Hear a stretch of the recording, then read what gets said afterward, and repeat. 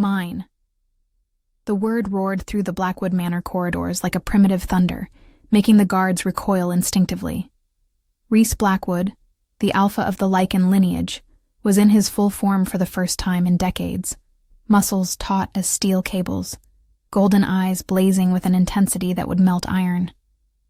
Between his shielded claws was Willow Hayes, the indentured servant who should have been dead, but who now gazed at him not with love, but with absolute horror. How had they arrived there? And can true love be born from a lie that almost destroyed a kingdom?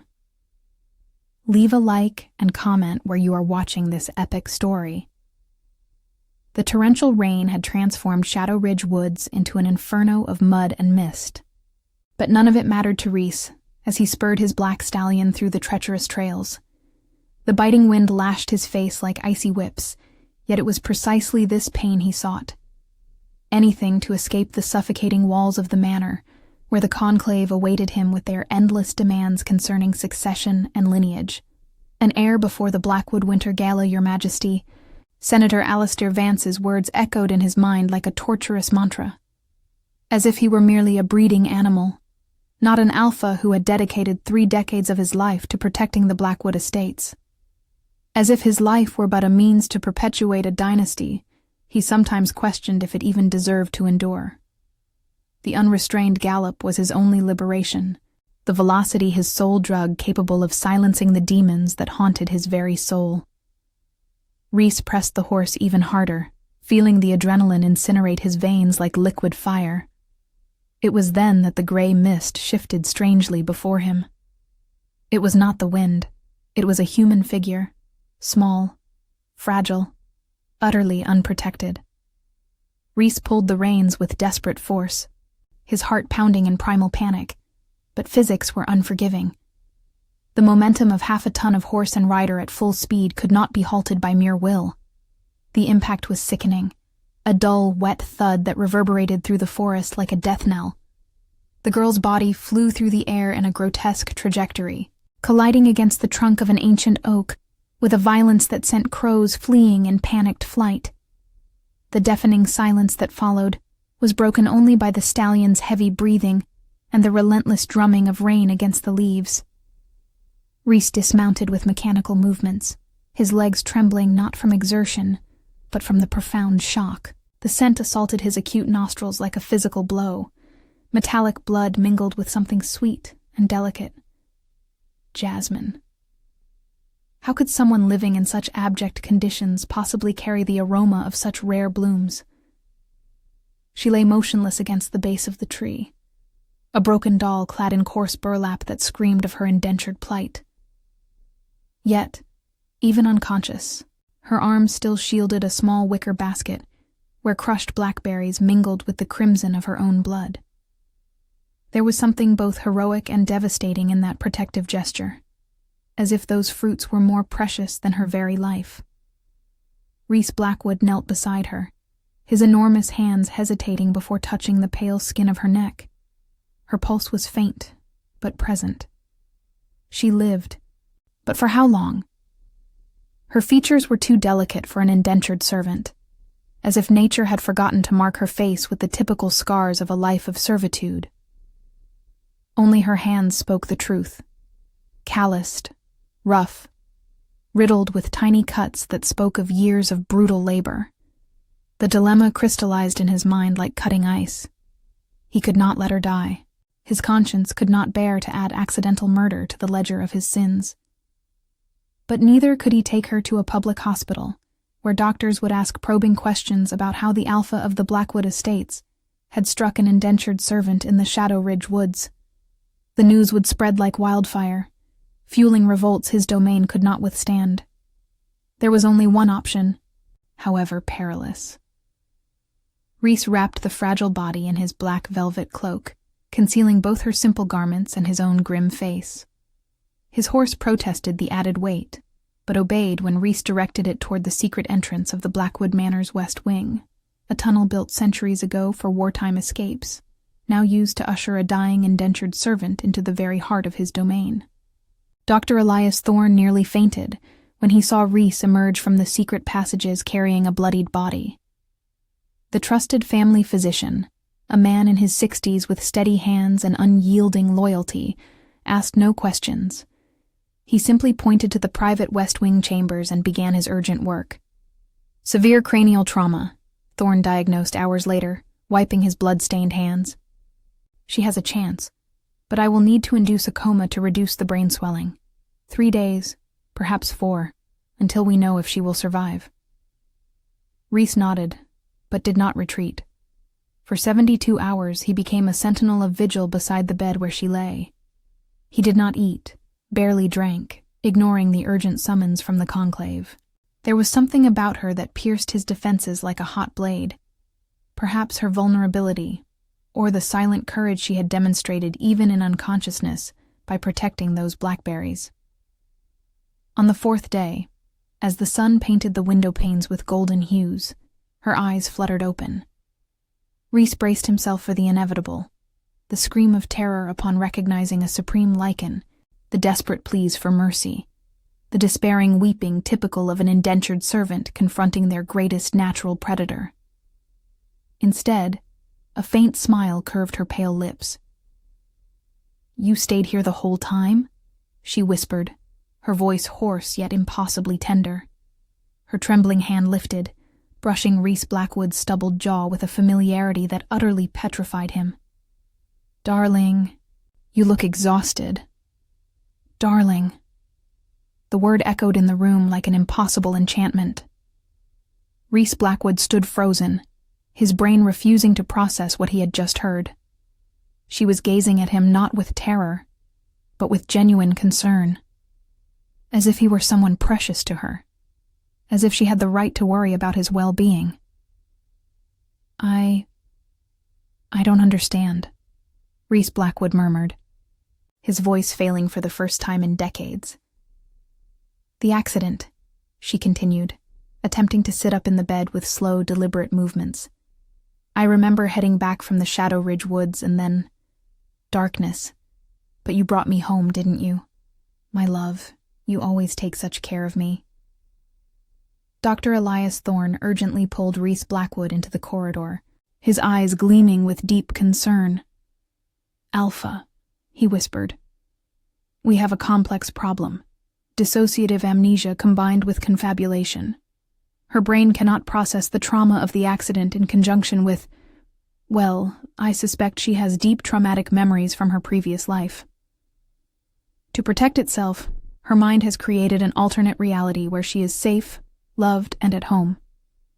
And if I tell her the truth? To confront her abruptly could cause an irreversible neurological collapse, or worse, sudden death from shock. I've seen this before, Alpha. The human mind is fragile when recovering from severe trauma." Reese Blackwood leaned against the stone wall, feeling the weight of 1,000 kingdoms on his shoulders. To save her life, he would have to become the man she believed him to be. He would have to live a lie that could destroy everything he had fought for. But when he returned to the room and saw her golden eyes shimmering with hope and unrequited love, his decision was already made. "Yes," he said softly, sitting on the edge of the bed. "I brought you home." The next weeks became a complex dance between truth and fiction. Willow, she had whispered the name on the second night, as if it were obvious he should know, moved through the chambers with a natural grace that belied her physical weakness. During the first nights, Reese Blackwood watched her suffer silent nightmares. She writhed in bed, whispering fragments of memories that made his heart break. "Please, sir. No more hitting. I didn't eat the food, I swear. Mama, where is Mama?" Dr. Elias Thorne explained that these traumatic recollections leaked through the defenses her mind had built, but were immediately reinterpreted upon waking as bad dreams about other people. One heart-wrenching morning, Willow awakened in a torrent of tears, clinging to Reese as if he were her very salvation. "I suffered the most monstrous dream," she sobbed against his chest. A girl, alone and starving, toiled until her hands bled. It was terrifyingly real, agonizingly painful. Reese held her tighter, knowing she had dreamt her own harrowing past. How could he console her for a pain she could not consciously remember? Yet, Willow also demonstrated a fierce resilience that astonished him. Her legs still trembled occasionally, but she insisted on rearranging the grand furnishings, declaring our home far too austere for her taste. A primal strength radiated from her in subtle gestures, the resolute way she straightened her shoulders, her eyes turning calculating when logic defied her, her hands moving with efficient precision even in simple tasks. She posed questions that plunged him into absolute panic. Why he always wore gloves, to conceal the retractable claws stress evoked. Why he departed furtively at night, to fulfill Lycan duties. And why his business demanded so many maps and official documents. Rhys spun a tale of a high-level international merchant, a monstrous deception growing more elaborate daily. Yet, Willow accepted his labyrinthine explanations with an innocent trust that utterly tore him. She didn't fear him, asked no permission for his books, nor flinched when he drew near, or lowered her eyes in submission. And this untamed adoration systematically dismantled his centuries-old defenses. Then, a night of savage storms descended, altering their treacherous existence. Thunder reverberated through the Blackwood Manor like ancient dragon roars. Rhys found Willow huddled in the bed's center, trembling not from cold, but profound ancestral terror. As he approached, she sought no consolation. She simply nestled against his chest, seeking comfort as her most inherent right. "I've always loathed storms," she whispered against his skin, her fingers tracing unconscious patterns on his bare chest. "But with you here, they don't feel so utterly terrifying." Rhys went rigid, every lichen fiber screaming primal warning. Her body's heat, the jasmine scent mixed with fierce femininity, the absolute trust in her touch, all conspired to shatter his formidable self-control. For the first time in 3 centuries of life, someone held him not from fear or duty, but from undeniable, soul-deep love. In the days that followed, small, incandescent moments of intimacy accumulated like raindrops forming an inevitable storm. Willow began preparing his meals, insisting she knew precisely his coffee preference. Robust, dark, with a delicate hint of cinnamon she had always added. The memory was fabricated, yet the profound affection behind the gesture was devastatingly real. She had cultivated the habit of massaging Rhys's shoulders whenever he returned, rigid with tension from his business dealings. Her small yet resolute hands found every knot of stress, with a precision that bespoke an intimate, profound knowledge of his very being. "You carry such a monumental burden," Willow would murmur, her fingers expertly working the rigid muscles of his back. "Sometimes I ponder if you truly confide in me about these secretive ventures of yours." It was moments such as these that tested the very core of Rhys's resolution. When she laughed at his pronouncements, when she pressed soft, lingering kisses upon his brow before his departure, when she drifted into slumber within his arms with a trust so absolute it fractured his very heart, Rhys questioned if the monstrous lie was worth sustaining, merely to preserve that radiant light within her eyes. Even if this nascent love was constructed upon the most fragile, treacherous illusion. As Willow Hayes lay sleeping, a vision of pure, ethereal grace nestled in his embrace, Rhys Blackwood confronted a terrifying, soul-shattering realization. He was succumbing irrevocably to the intoxicating allure of love for her.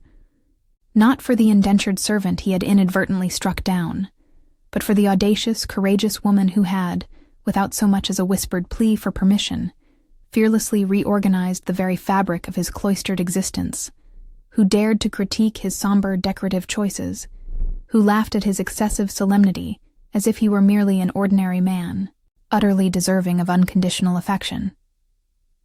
The outer world, however, did not deign to pause its relentless machinations to accommodate the searing, agonizing dilemmas of a solitary heart. Senator Alistair Vance, ever the insidious shadow lurking at the periphery of power, began to vociferously question the Alpha's prolonged, unprecedented isolation within the sequestered West Wing, dispatching missives of escalating urgency concerning the imperative need to select a suitable bride, before Rhys Blackwood's paramount position was irrevocably challenged by the neighboring Lycan domains.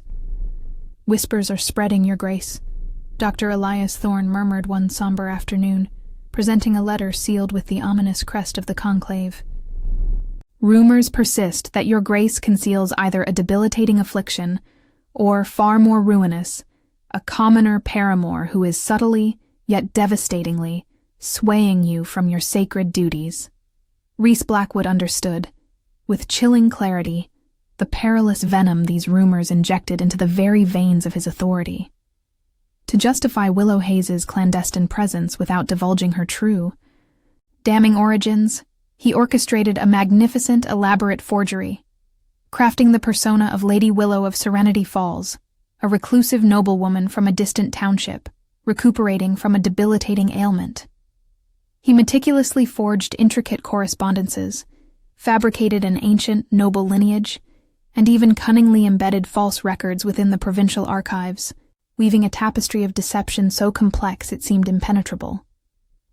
Yet, Vivienne Sterling, the exquisite, calculated choice of the conclave as his destined consort, proved herself far more astute, far more formidably intelligent than Rhys Blackwood had ever dared to anticipate. She was not merely a vision of ethereal beauty. She was a born political strategist, a master of intricate machinations. While Rhys Blackwood deluded himself into believing he had obliterated every incriminating trace, Vivienne Sterling, with a chilling, predatory grace, commenced her own ruthless investigation. She judiciously bribed merchants within Serenity Falls Township, who, with disquieting unanimity, corroborated that no noble family bearing the moniker of Serenity Falls had ever graced the region with its presence. Further, she dispatched surreptitious spies, disguised as household staff, to meticulously observe the secluded West Wing, whereupon they unearthed the damning truth. The enigmatic Lady Willow received no visitors, possessed no ladies-in-waiting, and moved through the opulent chambers with the unmistakable comportment of one utterly unaccustomed to such lavish, decadent luxury. "A commoner," Vivienne Sterling whispered, her voice laced with venomous triumph, to her lady-in-waiting, her gaze gleaming with chilling calculation as she meticulously plotted her next devastating maneuver. "The Alpha is shielding a mere commoner, fabricating a grand, noble identity for her. How utterly pathetic, and how exquisitely useful for my own ascendant purposes." The situation grew impossibly intricate when Willow, utterly determined to prove useful to her beloved merchant, began organizing Rhys's business papers. Far from being bewildered by maps of military tactics and classified intelligence reports, she pinpointed a critical logistical flaw in the supply distribution to the eastern borders. "If you were to shift the depots 9 miles to the south," she remarked, with an astonishing nonchalance during breakfast, "it would slash delivery times in half and save a fortune in transportation costs." Rhys nearly choked on his coffee. The suggestion was nothing short of brilliant, a revelation his most seasoned generals had failed to conceive in months of arduous planning. From where could an indentured servant have gleaned such exquisitely refined strategic knowledge? Then, a chilling truth resurfaced in his memory. Indentured servants were invisible, especially within the hallowed halls where masters of war deliberated tactics. Their presence dismissed, their ears assumed deaf, their minds utterly vacant. Willow had absorbed years of a covert, brutal education, merely by existing in the presence of powerful men who, in their profound hubris, forgot she was human. The second month heralded a subtle, yet profoundly disquieting, shift in the very atmosphere. During an intimate candlelight dinner, Rhys accidentally sliced his hand while pouring wine. Before he could conceal the accelerated healing characteristic of werewolves, Willow reached for his injured hand with a tenderness that stole the very breath from his lungs. "Let me attend to it," she murmured, her small hands examining the gash with an improbable medical expertise. The scent of his blood seemed to awaken something primordial within her, not revulsion or terror, but a fiercely protective instinct that set her eyes ablaze with a startling golden intensity. It was in that searing moment that Rhys's inner wolf, which had lain unnervingly silent since the accident, unleashed a primal howl of pure recognition. The mate bond snapped into place like a bolt of divine, immutable lightning. The staggering realization struck Rhys with the catastrophic force of an avalanche. Willow was not merely an indentured servant he had accidentally harmed. She was his predestined mate, his spiritual other half, the woman the gods themselves had chosen to complete his very soul, and he had been deceiving her in the most pivotal moment of their intertwined destinies. Rhys recoiled with such abruptness that he toppled his chair, his eyes wild and feral with untamed panic. To consummate the mate bond while she remained shrouded in amnesia would be the most profound, unforgivable violation imaginable. He now loved her not merely as his solemn responsibility or sacred charge to protect, but as his destined counterpart. And this crushing truth rendered every fleeting moment of his deception an unbearable, excruciating torture. "What is it?" Willow questioned, her voice laden with profound confusion and nascent, heart-wrenching hurt. "Did I do something wrong?" "No," he managed to rasp, his voice raw and ravaged. "Never. You could never do anything wrong." But he knew, with a certainty that tore at his very soul, that he had wounded her deeply, and the realization utterly decimated him from within. The romantic tension became an almost physical force between them. Willow, sensing Rhys's delicate retraction, but interpreting it as a crushing loss of interest, began to reconquer him in ways that tested every limit of his self-control. One evening, he returned to his chambers to find her preparing a bath with essential lavender oils, her simple clothes exchanged for a translucent silk slip that left little to the imagination. Candlelight danced on her skin like liquid gold, and scented vapor created an atmosphere of innocent seduction that nearly broke his resolution. "I thought we could relax together," she said, her golden eyes gleaming with a timid but unequivocal invitation. "You've been so distant lately." Rhys stood paralyzed in the doorway, every masculine instinct screaming to cross the room and claim her. The mate bond pulsed between them like a living thread, imploring for consummation. But his crushing conscience was stronger than his insatiable desire. His voice faltered. "I cannot. I am ill. Something contagious." The lie, clumsy and false, was yet better than the truth. Willow recoiled as if she had been slapped, her eyes welling with unshed tears. "Of course," she whispered, wrapping a luxurious robe around her body with stiff, guarded movements. "I'm sorry for presuming." Rhys had to leave the room before his resolution shattered completely. He spent the interminable night wandering the desolate corridors of Blackwood Manor, fiercely battling the inner werewolf that demanded he return and savagely claim his destined mate. Meanwhile, Vivian Sterling, the cunning political contender chosen by the conclave, had meticulously discovered the secret lover through a network of well-placed spies. Vivian was not a woman who confronted obstacles directly. She was far more astute. Instead of challenging Rhys publicly, she subtly infiltrated one of her personal servants into the secluded West Wing with a specific, insidious mission: to covertly swap the calming tea prescribed by Dr. Elias Thorne for an herbal mixture known only as truth root, a rare plant stimulating suppressed memory recovery. The intricate trap was thus armed with surgical precision. The impending emotional climax arrived on the fateful night of the Winter Gala. Rhys had meticulously planned to disclose the harrowing truth to Willow gradually after the grand festival, once Dr. Elias Thorne assured him she was emotionally robust enough to process the devastating revelation. But Vivian's insidious tea had catastrophically accelerated the precise timeline. The Winter Gala was a truly grandiose event that brilliantly illuminated the Blackwood estates. Explosive fireworks painted the vast night sky with breathtaking bursts of vibrant colors, while enchanting music and joyous laughter reverberated through the opulent halls of Blackwood Manor. Rhys had returned to his private chambers with a precious gift, a magnificent pearl necklace that had belonged to his cherished mother, a sacred symbol of his profoundly honorable intentions, once the harrowing truth could finally be revealed. Willow stood on the balcony, watching the fireworks with a serene expression that filled Rhys with equal parts ardent love and chilling terror.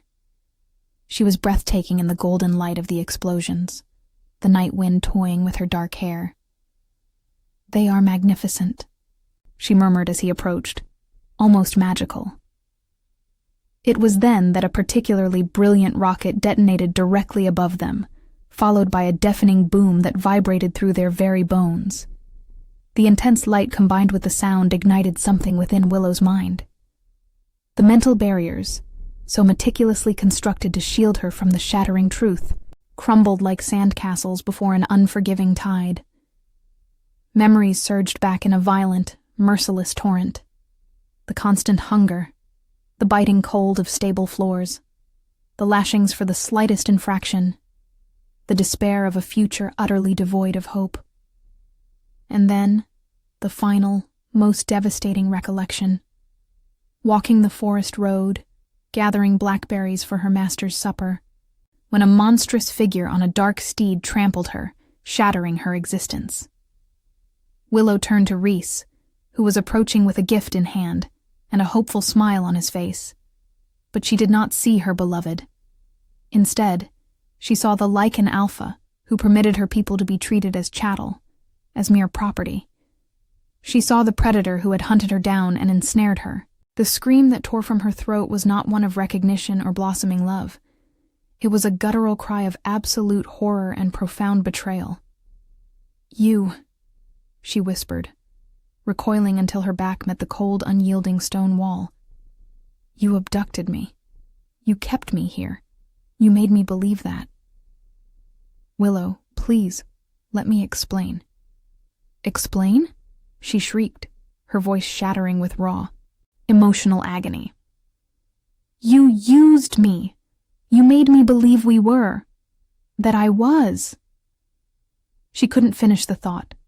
Instead, she simply fled. Willow raced through the labyrinthine corridors of the Blackwood Manor, barefoot and desperate, her fragmented mind utterly incapable of processing the monumental magnitude of the betrayal. She knew not where she ran, only that she needed to escape the monster who had so cruelly manipulated her deepest, most vulnerable feelings. Tragically, her desperate flight led her directly into the Grand Hall, where the winter gala was in full, dazzling swing. The sudden appearance of a woman in mere sleepwear, tearing through the opulent gathering and shrieking that the Alpha was an abductor, plunged the room into absolute chaos. Ladies swooned, distinguished guests drew ornamental blades, and the formidable guards immediately encircled Willow as if she were a heinous assassin.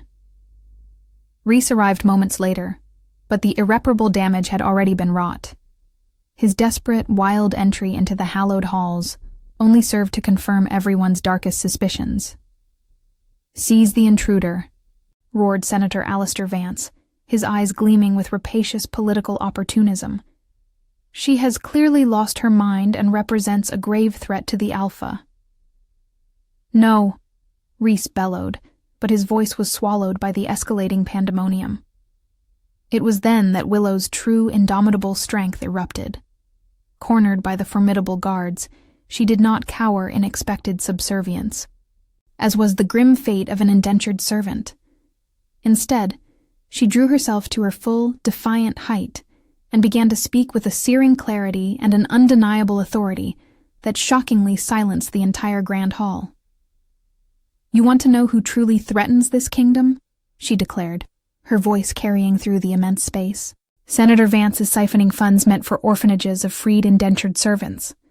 The accountability reports I saw show discrepancies of thousands of gold coins." The silence that followed was absolute. "She's lying," Vance shrieked, his face visibly paled. "The security failures in this manor are glaring," Willow continued, her knowledge absorbed from Rhys's maps pouring out in precise military analysis. "An enemy army could seize the south gate with merely 50 men if they attacked during the guard change at 4 a.m. A 15-meter blind spot mars your north wall, exploitable by any competent spy." The court gasped. How could a mad indentured servant know such intimate details of royal security? But Vance cared not for logic. He saw a golden opportunity to remove both the obstacle to succession and the source of dangerous intelligence. "Treason!" he roared. "This woman clearly spied our military secrets for enemies of the kingdom. The punishment is death." Guards advanced, swords drawn. Rhys saw the woman he loved, his fated mate, about to be executed for crimes that existed only in Vance's imagination. He saw her courage, her brilliant intelligence, her indomitable spirit that refused to break even as death loomed. And he made the most radical decision of his life. He did not use his royal authority. He did not shout orders or threaten political consequences. Instead, Rhys transformed. The complete transformation of an alpha Lycan was an act reserved only for wars, when diplomacy failed and only brute force could resolve conflicts. Rhys's body exploded in size and power, muscles expanding like steel cords, claws sprouting like sharp blades, golden eyes blazing with an intensity that could melt iron. But he did not attack the guards. Instead, he placed himself between them and Willow, every inch of his body radiating mortal threat as he uttered a word that vibrated in the bones of all present. Mine. The public acknowledgement of the mate bond paralyzed the execution instantly.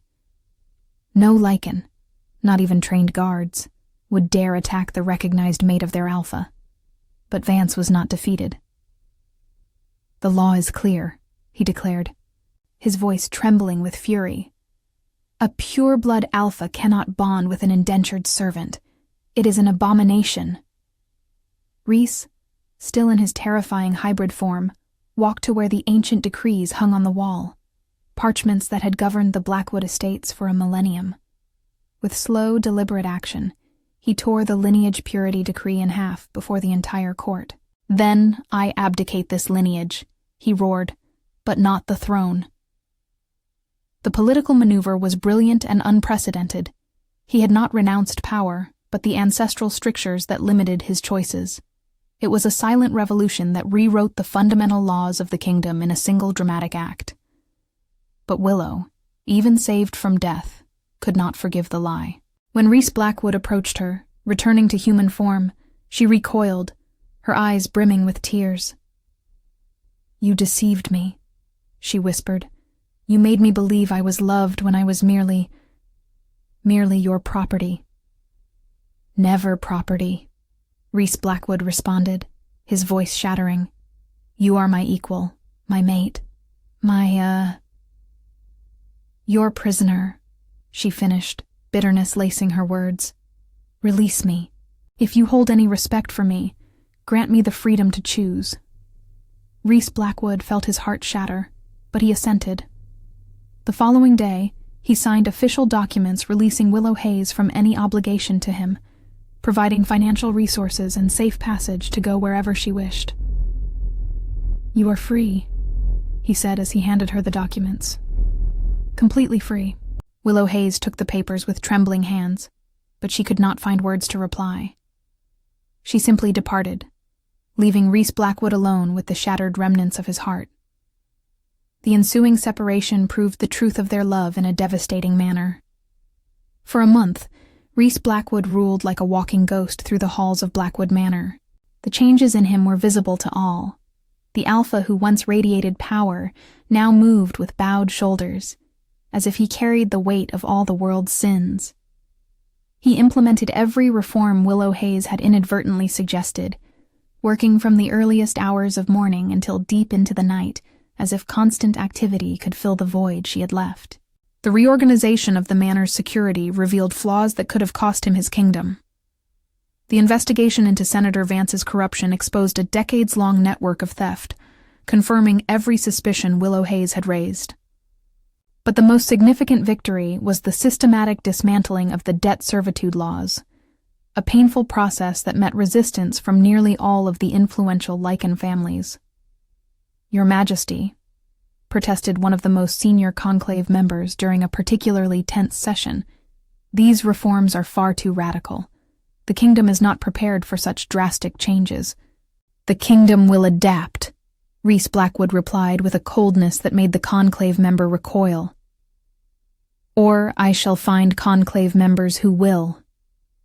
Dr. Elias Thorne watched with growing concern as the alpha wasted away. Rhys Blackwood barely ate.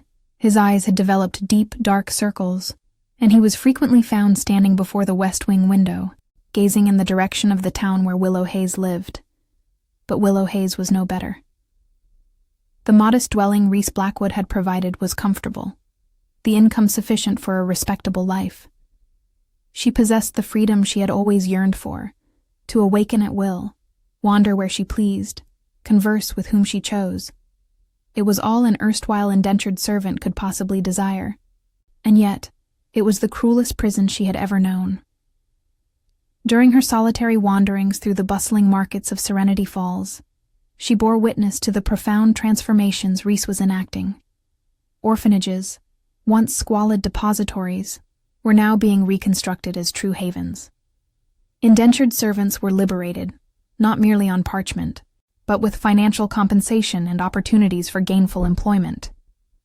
Laws shielding the vulnerable were sanctioned with a velocity that left the Blackwood Conclave's traditionalists reeling, and within each monumental reform, she recognized the echo of her own words, her casual suggestions, her fervent dreams of a more equitable kingdom. Rhys was reshaping the Blackwood estates into the sanctuary she had envisioned during their intimate conversations, even without her presence to witness the blossoming fruits of her influence. The mate bond, though unconsummated, forged an emotional nexus neither could sever entirely. Willow would awaken in the dead of night, seized by an overwhelming sorrow that was not her own. Throughout the day, inexplicable waves of loneliness would wash over her, leaving her with unshed tears for no discernible cause. Rhys suffered just as acutely. He would awaken each night, feeling her pervasive disquiet like a blade twisting in his very heart. During crucial meetings, unexpected tremors of melancholia would ambush him, forcing him to halt discourses merely to reclaim his composure. "She is your mate," Dr. Elias Thorne finally uttered one night, discovering Rhys amidst his office at 3 a.m, encircled by reform documents he had signed with a hand trembling from fatigue and agony. "The bond cannot be ignored forever. You are both slowly destroying yourselves." "I wounded her," Rhys responded, his voice raw with exhaustion and self-loathing. "I lied to her about everything. How can I ask her to trust me again?" "Perhaps," the physician suggested with a quiet, profound wisdom, "you should allow her to make that decision."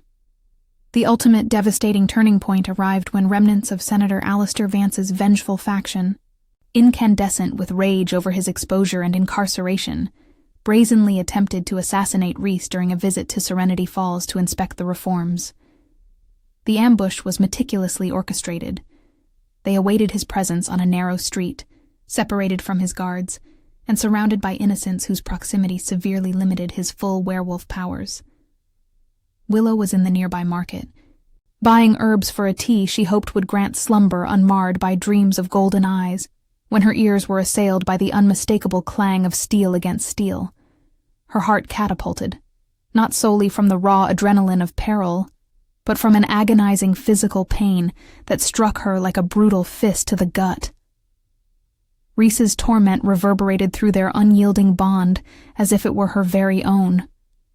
Without a moment's thought, she let her basket plummet and sprinted toward the epicenter of conflict, tearing through the throng of terrified onlookers. What she beheld brought her to an agonizing halt. Rhys Blackwood, though grievously wounded, battled 5 armed men with the lethal grace of a born predator. Yet he was holding back, far too concerned for the nearby civilians to fully unleash his Lycan nature. Willow Hayes assessed the desperate tableau with the ruthless precision of a military strategist. She possessed no weapons, nor formal combat training, but during her solitary months within the Shadow Ridge woods before the accident, she had gleaned invaluable, raw knowledge. The wild herbs she collected for medicinal purposes included certain flora that, when combined with desperate ingenuity, could ignite violent chemical reactions. Sprinting back to the frenetic marketplace, she rapidly amassed specific ingredients: sulfur powder from the shadowed alchemy vendors, refined salt, and meager quantities of saltpeter that some farmers utilized for preserving meat. She mixed everything within glass vials scavenged from a desolate stall, adding improvised wicks crafted from oil-soaked fabric. When she returned to the brutal scene, Reese Blackwood was unmistakably losing ground. Blood streamed from gaping wounds on his arms and chest, and he swayed with the crushing weight of exhaustion. The assailants had keenly perceived his reluctance to employ full force, relentlessly pressing their cruel advantage. Willow ignited her improvised grenades with a nearby torch, hurling them strategically, not to wound the attackers directly, but to sow chaos and fracture their grim formation. The detonations were far less than she had hoped for, yet the deafening blast and acrid smoke sufficed to shatter the enemy ranks, granting Reese the desperately needed opening. He seized the ensuing pandemonium to disable the remaining assailants with brutal efficiency, but the monumental effort left him utterly drained. When the savage struggle finally ceased, both stood wounded and utterly spent in the grime-strewn alley, surrounded by detritus, pungent smoke, and the metallic tang of blood. It was there, amidst the filth and mortal peril, that every one of their fragile barriers, finally, irrevocably shattered. "Why?"